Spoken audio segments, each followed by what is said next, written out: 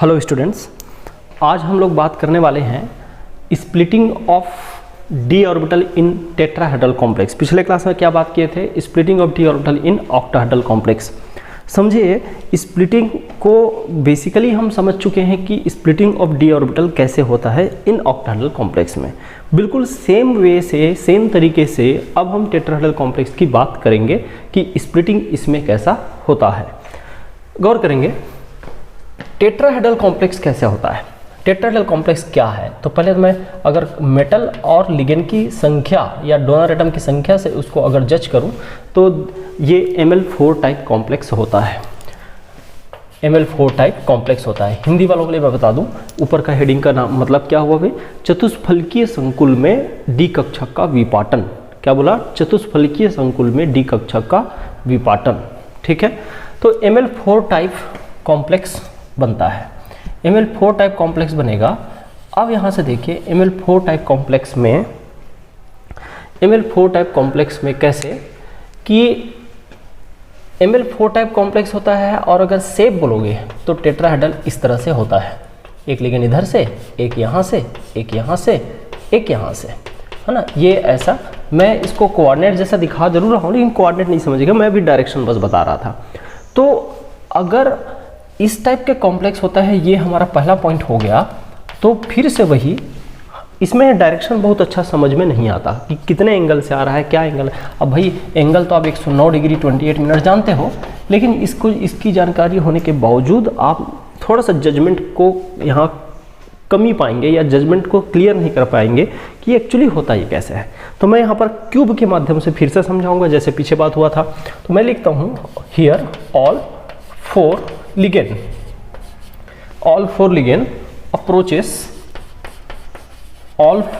approaches from four alternate corner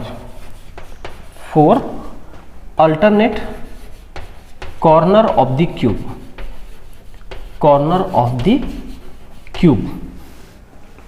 ये अगर हिंदी में बोलूं तो क्या बोल सकता हूं भाई कि यहाँ चार लिगेंड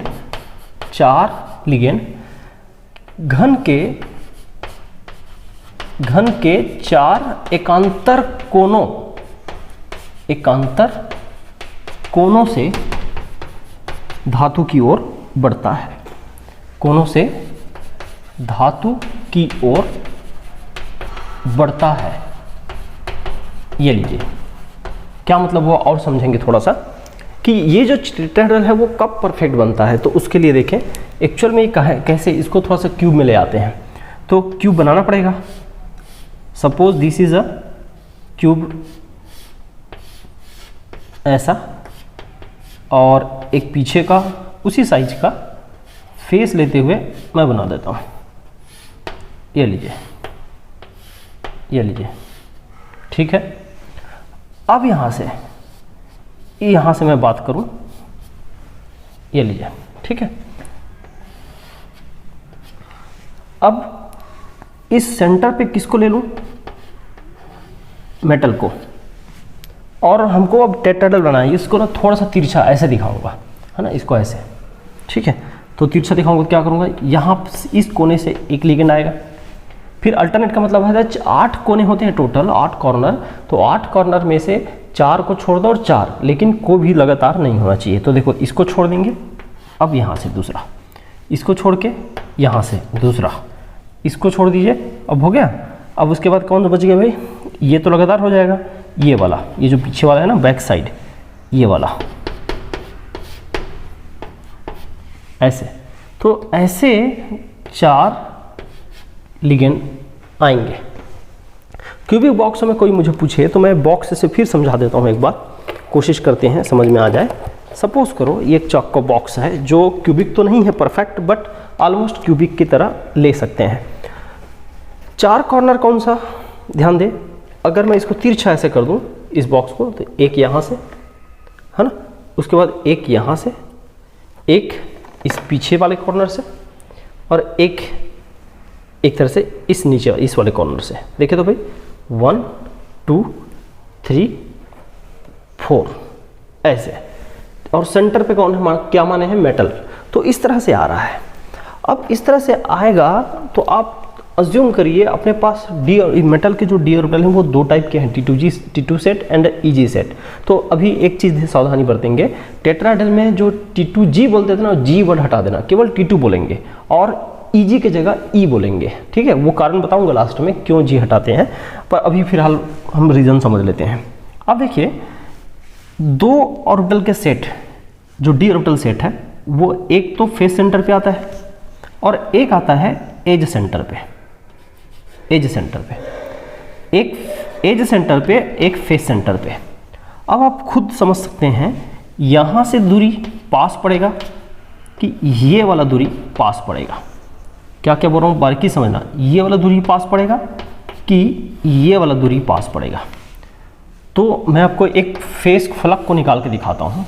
ये सपोज एक फलक है ये वाला, तो इस फलक में आप देखना यहाँ से यहाँ की दूरी और यहाँ से यहाँ की दूरी, सेंटर की दूरी डेफिनेट, ये अगर एज लेंथ को, इतनी लंबाई को मैं a मानूँ तो ये होता है a/2 और ये जो होता है वो होता है a√2 होता है। ये पाइथागोरस थ्योरम वगैरह से मैं चेक करके बता रहा हूँ। a√2 है और सॉरी a√2/2 होता है, a√2/2 आधा है।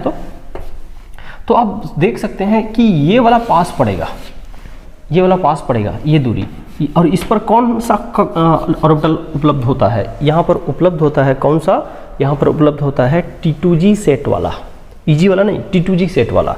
तो मैं यहाँ पर लिखता हूँ अब अगला सेंटेंस क्या, कि approaching ligand are much closer to T2 set then much closer to T2 set, so goes to upper energy level। अच्छा, मैंने तो इंग्लिश में लिख दिया, उसको मैं समझा रहा हूँ हिंदी में।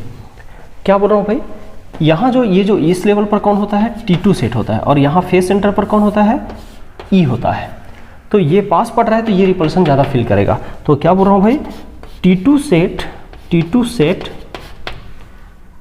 लिगेंड के ज़्यादा पास है, अतः लिगेंड के ज़्यादा पास है, अतः यह अधिक प्रतिकर्षण महसूस करेगा, अधिक प्रतिकर्षित होगा, लिख देता हूँ, प्रतिकर्षित होगा, अतः यह अधिक प्रतिकर्षित होगा। क्या बोला भाई, T2 सेट L के ज़्यादा पास है, लिगेंड के ज़्यादा पास है, अतः यह अधिक प्रतिकर्षित होगा और ऊपर चले जाएगा और एनर्जी उसकी बढ़ जाएगी और उच्च ऊर्जा की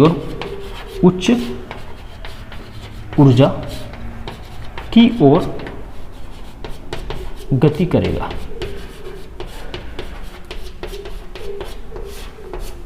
उच्च ऊर्जा की ओर गति करेगा।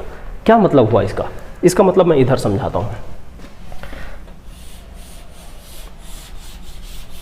हाँ, समझेंगे।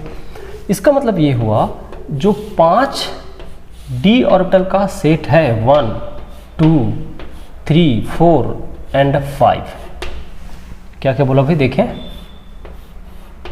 1 2 3 4 5, तो 5 डी ऑर्बिटल का सेट है, उनमें से 2 जो T2 और EG में से, याद रखना, T2 सेट जो है ऊपर चल देगा और E सेट नीचे रहेगा, है ना। T2 सेट ऊपर रहेगा और E सेट नीचे रहेगा। ये ऑक्टाहेड्रल के जस्ट अपोजिट है, क्योंकि यहाँ T2 सेट वाला ऑर्बिटल जो होता है वो ज़्यादा पास पड़ेगा कंपेयर टू E सेट, और जो पास पड़ेगा वो अधिक रिपल्शन या प्रतिकर्षण फील करेगा और वो अपना लेवल ऊपर बढ़ा लेगा। टूटना तो है ही, ब्रेक तो होना ही है, लेकिन ब्रेक होने के दौरान ये ऊपर चल देगा और ये हिस्सा नीचे आ जाएगा। क्लियर है? अब इतने के बाद मैं फिर से इनके कैलकुलेशन पॉइंट ऑफ व्यू को समझाऊं तो मैं बोल सकता हूं कि here the gap is 1 delta T, अब ये डेल्टा टी हो गया है, not delta O. Clear, delta T हो चुका है, अब ये डेल्टा ओ नहीं है। अब क्या होगा कि इसी के 1 डेल्टा टी बोलो, टी फॉर टेट्राहेड्रल, और ये ऊपर जाएगा उसको उसमें हम प्लस लगाएंगे, नीचे जाएगा तो माइनस लगाएंगे। ऊपर में 0.4 डेल्टा टी, नीचे में -0.6 डेल्टा टी, इस तरह से। तो इस तरह से स्प्लिट हुआ है। तो ये जो स्प्लिटिंग है वो टेट्राहेड्रल का है। अब यहाँ स्प्लिटिंग भी क्लियर हो चुका है। क्लियर है? मैं वापस रिपीट करता हूँ इन पूरे फिनोमिना को, क्या हुआ एक्चुअली समझिएगा। हो क्या रहा है मैं यहाँ समझाने की कोशिश करता हूँ कि टेट्राहेड्रल कॉम्प्लेक्स Ml4 टाइप का होता है, मतलब एक मेटल होता है, 4 लिगेंड होते हैं।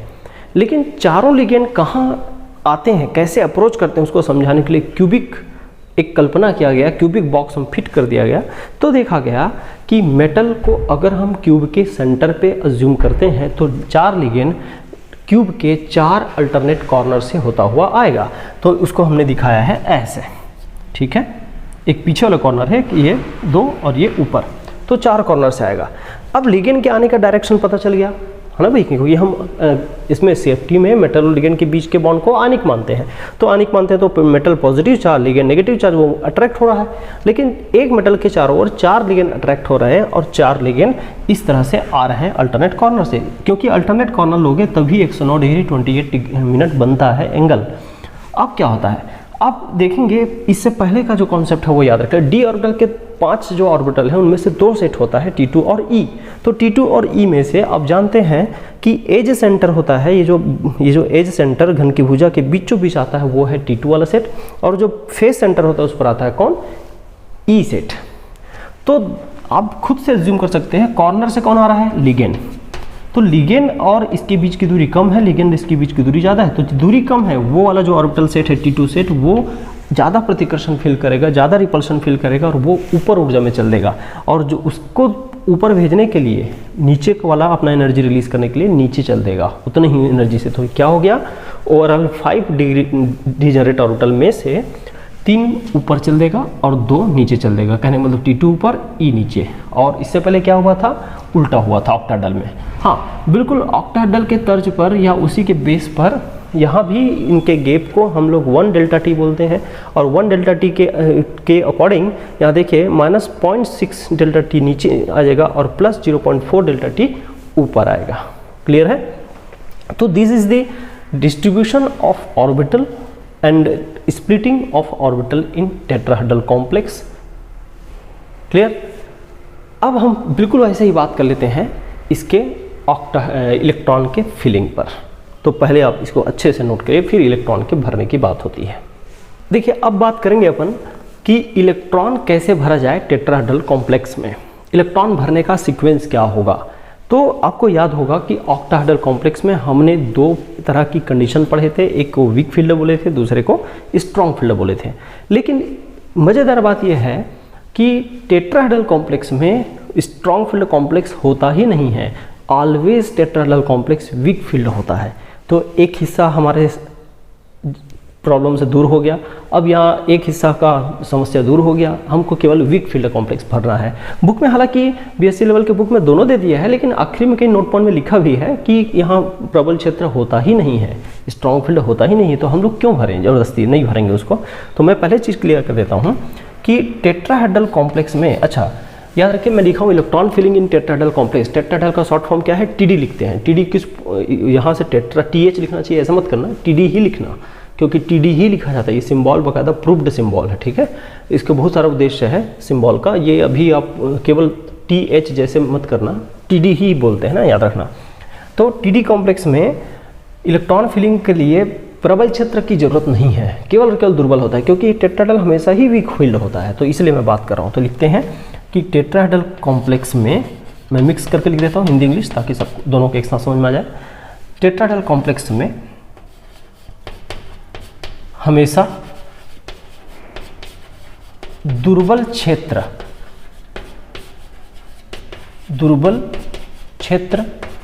होता है।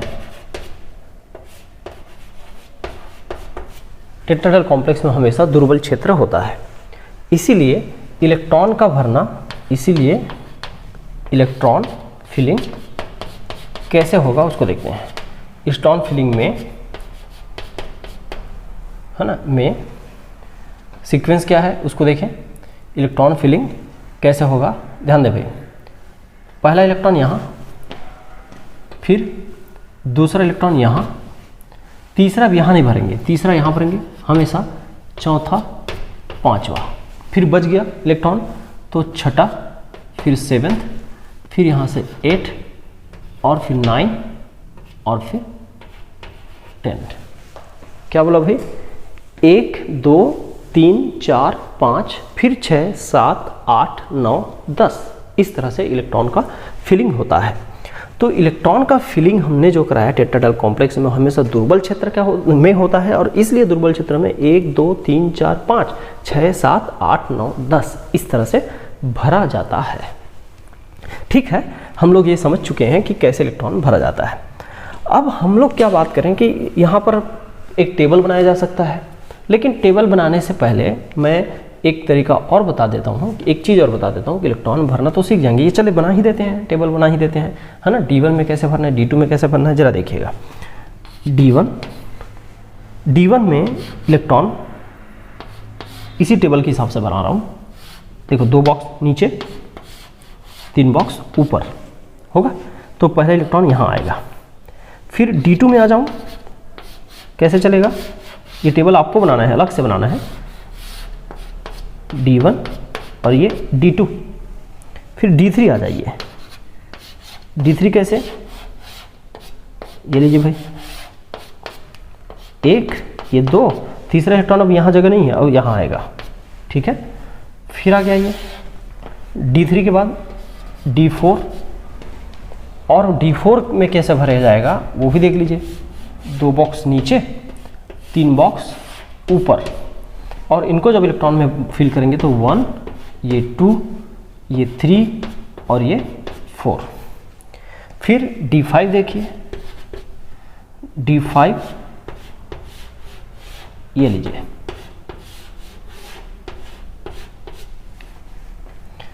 वन 2 3 4 5 इस तरह से भरा जाएगा। ठीक है, और D6 और आ जाता हूँ यहाँ पे, D6, चलिए यहाँ D6, तो D6 कैसे भरा जाएगा, 2 बॉक्स, इधर 3 बॉक्स, देखिएगा 1 2 3 4 5 6 7 6 तक, ये लीजिए हो गया। D7 यहाँ पर यूज़ कर लेता हूँ, ये लीजिए 1 2 3 4 5 6 7। D8 देखें,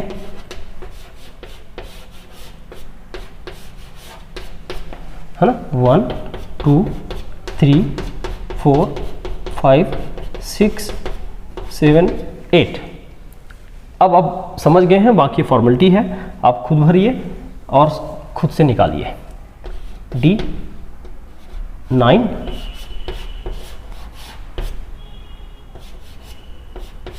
ये लीजिए 1 2 3 4 5 6 7 8 9, 1 2 3 4 5 6 7 8।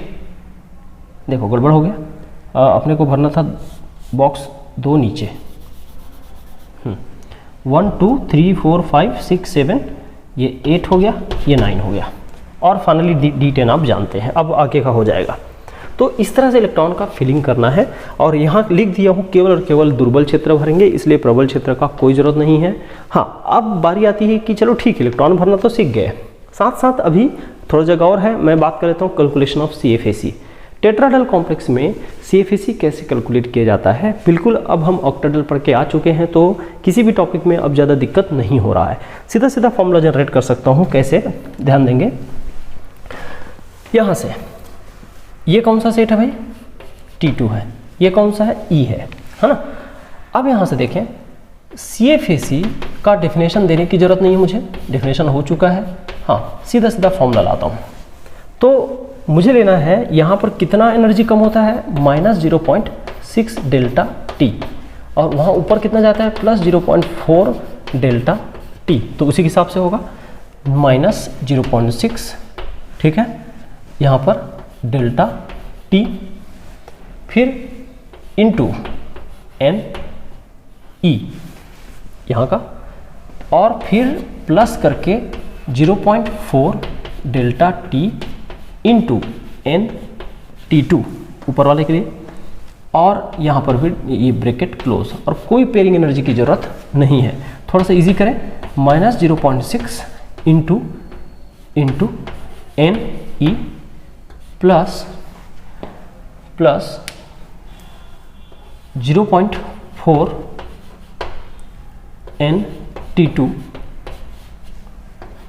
इस तरह, और बाहर में डेल्टा टी इस तरह। ये हो गया CFAC का फॉर्मूला, और पेयरिंग एनर्जी वाला कॉन्सेप्ट की ज़रूरत नहीं है, ठीक है भाई। अब इसमें से बताने की भी जरूरत नहीं कि कौन क्या है, क्या बोलेंगे, एन ई क्या है, number of electron in E set नीचे वाले सेट में, एन T2 क्या है, number of electron in T2 set ऊपर वाले सेट में, और ये डेल्टा टी क्या है, crystal field splitting energy, crystal field splitting energy, crystal field splitting energy है वो, है ना। तो क्रिस्टल फील्ड स्प्लिटिंग एनर्जी है, वहाँ तक भी ठीक है। अब हम क्या बात करें, कैलकुलेशन, एक आध एग्जांपल भी देख लेते हैं। जैसे मेरे पास ये 3 एग्जांपल लिखा है, मैं आपको शॉर्ट में बता रहा हूँ इस वाले कॉम्प्लेक्स, क्योंकि ऑक्टाहेड्रल को काफ़ी डिटेल किया था, तो आप इसको सिस्टमेटिक बिल्कुल ऑक्टाहेड्रल जैसा सॉल्व कर सकते हैं। तो लेकिन मेरे पास क्या है, एक ही में मैंने दोनों टॉपिक कवर किया है कि पेज में। तो D7 जैसे दिखा मेरे को, तो D7 का CFAC निकालना हो तो क्या करूँगा बताइए, 0.6 इंटू 2 1 2 3 4 प्लस 0.4 इंटू 1 2 3 और डेल्टा टी, ठीक है, डेल्टा टी। तो 6 चौका 24 माइनस 2.4 और प्लस 4 तिया 12 1.2 डेल्टा टी, ठीक है। फिर यहाँ से देखें माइनस 1.2 डेल्टा टी बच गया, तो यही इसका आंसर हो गया। किसका, D7 का CFAC निकल चुका। तो आप क्या करेंगे, जो टेबल बनाएंगे उसमें एक कॉलम राइट में जरूर छोड़ना, और 2 बार बनाने के बजाय, या अलग से बना सकते हो, 2 बार बना सकते हो, जैसे ऑक्टाहेड्रल बनाए वैसे 2 बार बनाया जा सकता है। लेकिन मैं इसी में कर रहा हूँ, एक ही साथ समझा रहा हूँ, ईजी भी है, इसलिए चाहो तो एक ही टेबल में दोनों बना सकते हो, कि पहले ये बढ़ा दिए, तुरंत ये बता दिए, अब फिर दोनों का टेबल के साथ इलेक्ट्रॉनिक कन्फर्मेशन भी हो रहा है और CFAC भी निकल रहा है, ऐसा भी कर सकते हो। जैसे कुछ और देख लेते हैं, है ना, फिर बाकी आप लोग करेंगे। D8 देख लो, चलो लंबा हो गया, इधर से आते हैं, यहाँ देखते हैं 1। अब मैं शॉर्ट थोड़ा जल्दी कर रहा हूँ भाई, अब आप समझ गए हैं क्या करना है ना। जो नहीं समझे तो इसको पीछे वाले को फिर से रिपीट करके देख लेना।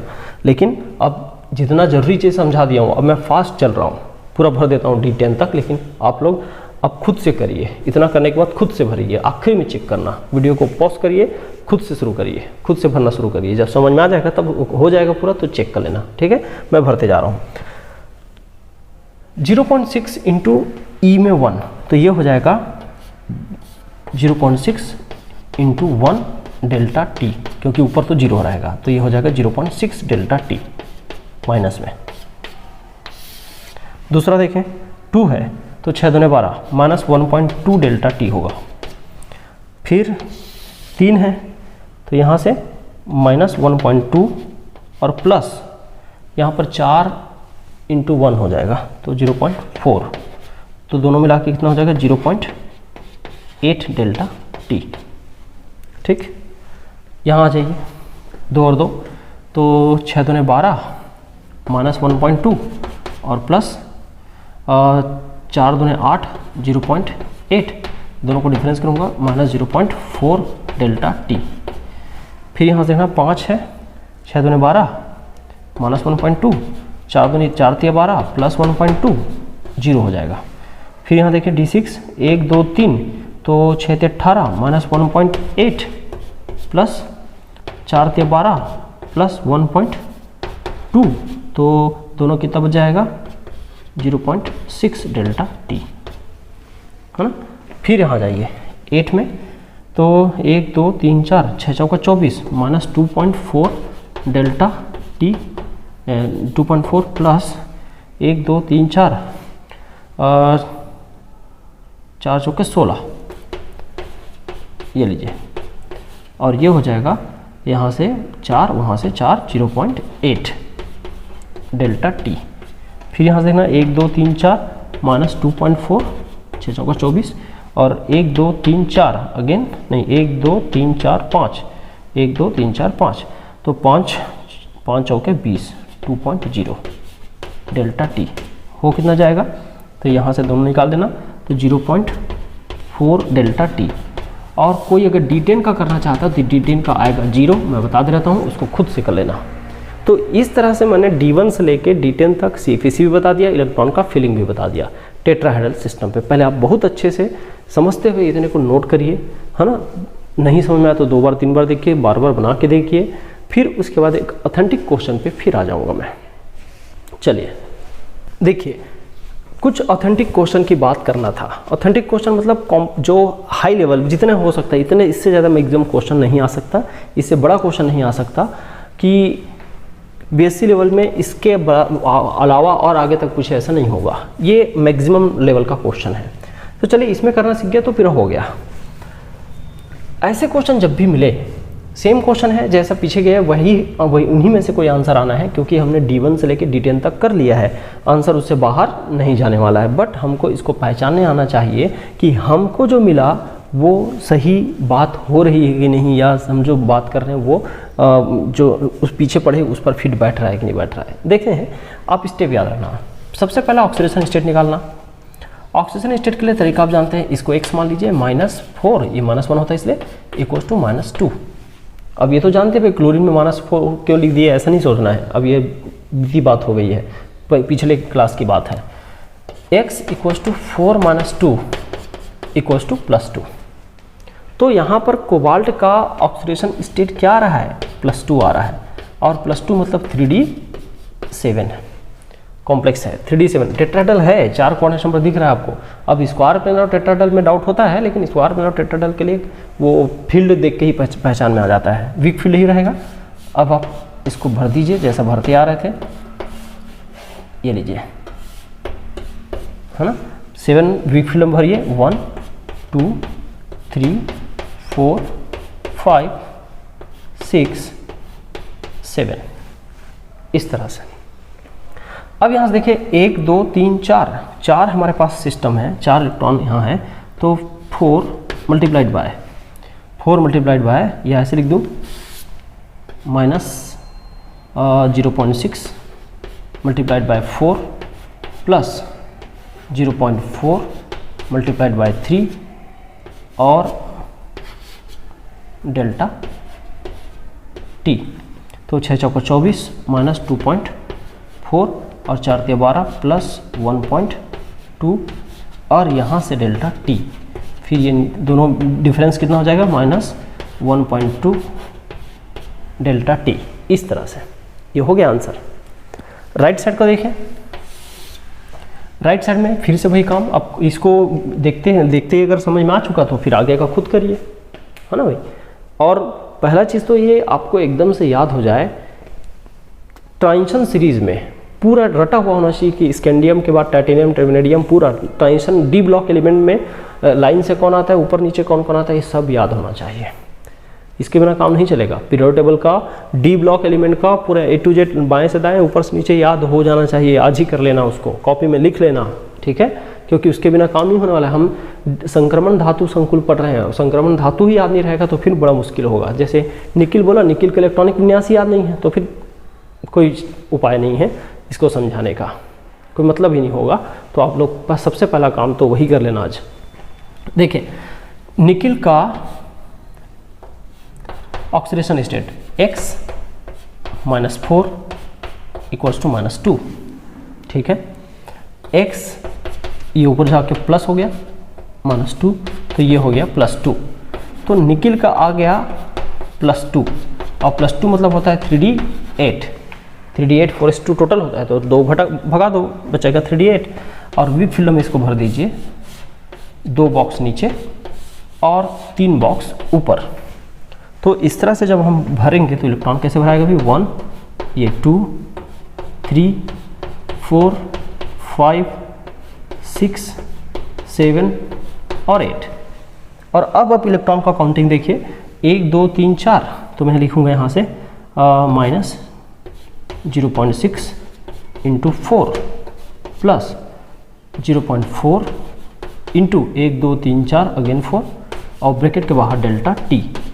फॉर्मूला था 6 चौका 24 माइनस 2.4 प्लस 4 चौका 16 माइनस प्लस 1.6 और डेल्टा टी।